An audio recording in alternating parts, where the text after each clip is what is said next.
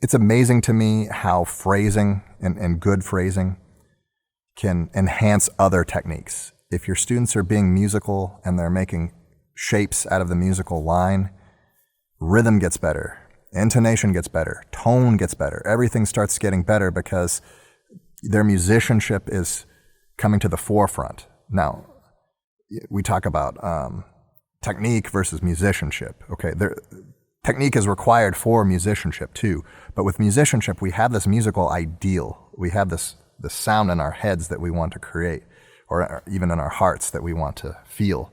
And we use our technique to make that musical effect. But sometimes when we lead with that intention, the technique will advance much quicker because we have an idea about what we want, and then the technique has to hurry up and catch up to get there. So I highly recommend that you work phrasing early on in Terra Nova.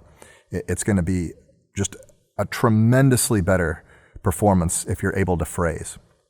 Now, the good news is most of Terra Nova consists of 2 measure phrases. We have 2 measure phrases from the beginning, and we just have 2 measure phrases here and here and here.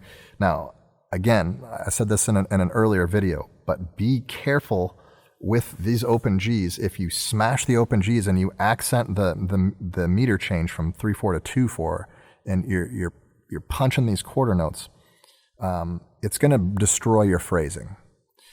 You do want to start piano, and you want to lead and grow into that measure, and then relax into the next phrase, grow, relax into the next phrase, and just make those ebb and flow shapes as we go through Terra Nova.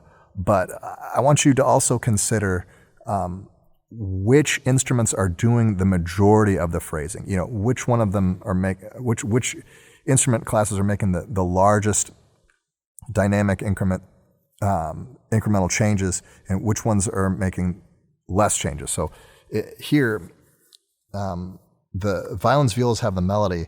Your low strings are just playing repeated notes, which could be boring if we don't do anything with those.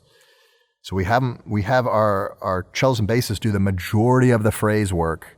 They do, let's say, 90% of whatever they could possibly do. And then your violins, violas, maybe they're doing somewhere between 50 to 60% of what they could possibly do as far as phrase shaping. And that's going to help smooth out those quarter notes in the 2/4 bar, because especially if they're playing off the string here for these 8th notes, which many groups are going to do, when they get back on the string, we don't want them to get too heavy or too loud. So we're going to just kind of use a little bit of compression here to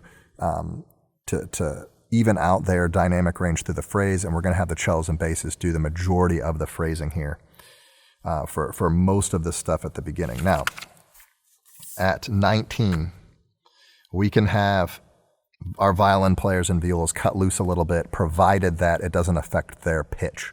If they start to dig into the strings too much and they don't have good strings and they start to play flat, well then that's not going to be good. But other than that, everybody can do tons of phrasing here at 19. 1, 2, 3, 1, 2, 3, 1, 2, 3. We can lead to the downbeat of 20 and the downbeat of 22 and the downbeat of 24 and really shape here. Aggressive phrase shaping here at 19. At 28, well, coming in to 28, we have an extra measure here. We have a 4/4 measure here, which links the final phrase of 25, 26 to 28. So we have a 2-bar phrase here, and then we continue to get soft into 28, which begins a new section, the B section. It's softer. Now, we still have 2-bar phrases, and we can still shape. Cellos and basses, again, they're just repeating G, G, G, G over and over again. That can get boring. Have them shape. Have the music breathe. Crescendo for a measure, decrescendo for the measure, crescendo for the measure. Lead into this planing here. Lean into the C sharp here. As we come into 33, lean into this other C. Then when when cellos and basses get the melody here at 35, the violins and violas now, they can lead the phrases with their whole notes and their half note ties. They can do the majority of the work here. They can phrase not only by putting a little bit more weight down on the bow as they draw, a little bit more speed to crescendo and decrescendo. They can also phrase with the left hand too. They can open up and increase the rate of vibrato and the width of vibrato to really color the sound and make it really sound beautiful. Now, after playing loud and raucous here at 19 and getting back into 28, we really need to do an effective decrescendo here at 27, because if we're too loud coming into 28, it's going to make this really difficult. At measure 35, cellos and basses do have the melody. They are marked forte, but I like to have them play a little bit underneath that. I want it to be a little bit more stately and broad and not so heavy, and that gives them the opportunity to do more phrasing too. Our violins and violas start mezzo forte. They can start as soft as mezzo piano and then really shape with the cellos and the basses, and they can be the ones to lead the phrases. So now they're doing like 90% of what they could do with the phrase, whereas cellos and basses are doing 50 to 60% when the melodic line shifts to the low strings. At 41, we still have 2-bar phrasing here. I warned in the early video not to emphasize beat 1, to grow to beat 3 and not play beat 3 short.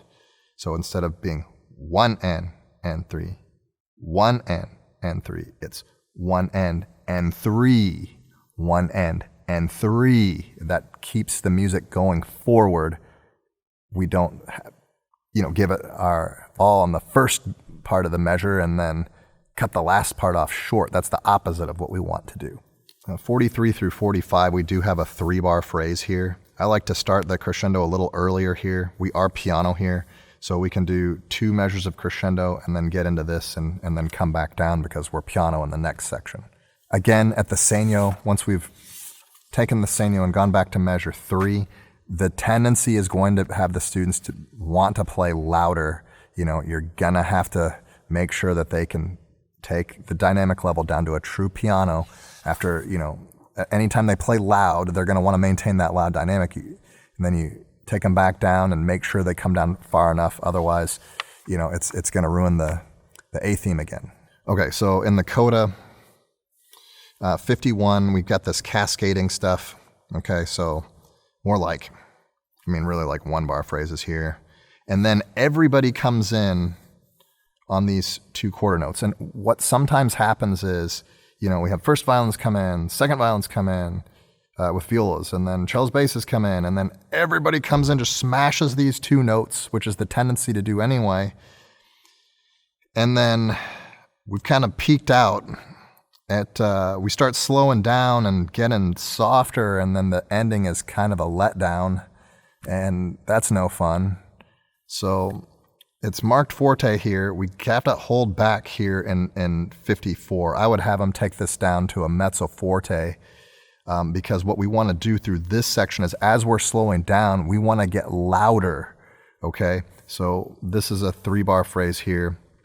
1 and 2 and 3, and we're still getting louder, and then we end, lots of bow here at the end, the last note, staggered bow. Take as much time with that fermata as you would like to, within reason. We don't want to be here all day, but that the fermata should be at the very least 3 counts in the slower tempo, right? A lot of times, I feel like we don't even give that note value the full value without the fermata. So definitely take advantage of the down bow and up bow, and we're out, right? So for the ending here to work, we can't smash 54. We have to play this a little softer so that we have room to grow here for the end. And once we get to this last D to A open 5th interval here, just have them use as much bow as they want to. They could, heck, if they run out of bow, they can go back to down bow again if they want to. They can use as many bows as they want. Until the release. After the release, no more bows. That's usually not a good idea. In the next video, I'm going to talk about some common mistakes that I hear groups make when they play Terra Nova at contests. And so my goal is to warn you about what could go wrong, and maybe some things that are going wrong in your rehearsals that you're unaware of. And then that way, when you take your group to a concert or a contest or some kind of performance, you can fix those mistakes, and that way they won't show up in the performance. So we'll see you next time.